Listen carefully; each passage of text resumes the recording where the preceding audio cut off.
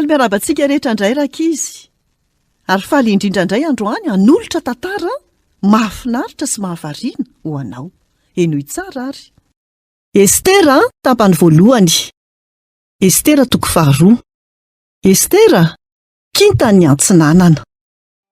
Fantatrao ve atasa manarako ary mipetraka amin'ny Persa fa vahiny eto efa maty ray aman-dreniko, tsy tadidiko intsony izy ireo.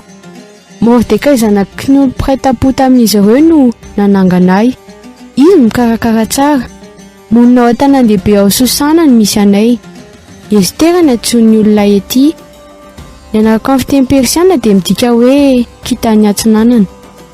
Ilay kambody tsy fantatra, tsara tarehy sy manan-tsaina, dia tsy nahafantatra fa indray andro any izy dia amirapiratra toy ny kintana ao amirapiratra ary ho lasa malaza be.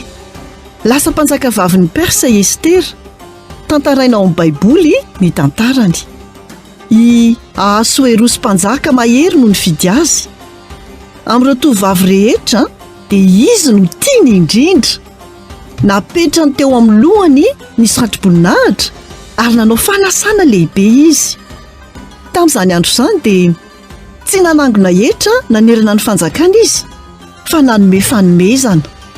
Tsy kisendrasendra ny nahatonga ny Estera ho mpanjaka vavy tamin'io fotoana io.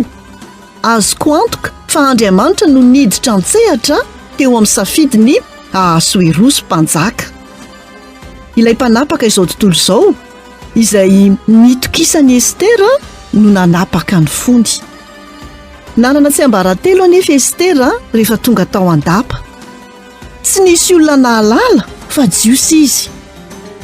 Nanoro-hevitra azy ny dadatoany mba tsy hilaza na amin'iza na amin'iza.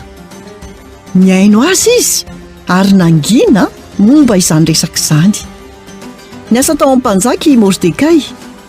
Indray andro izy dia avavy olombelony keti-dratsy nataony mpanompo roa niomana hanotra ny mpanjaka.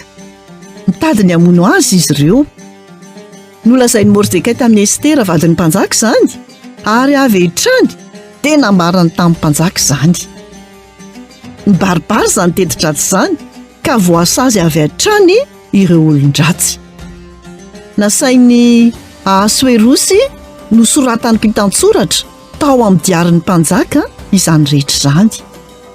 Fotoana fohy taorian'izay dia nisy lehilahy niseho tao an-dapa. Lehilahy be ampo-po sy mpiatsara velatsia i Amana. Vitany ny nahazo sitraka tamin'ny mpanjaka. I Amana no lehilahy faharoa natanjaka indrindra teo amin'ny fanjakan'ny Persia iray manontolo. Nanana fikasana ratsy io lehilahy io. Tsy ho ela izy dia hanomana tetika ratsy ao am-pony.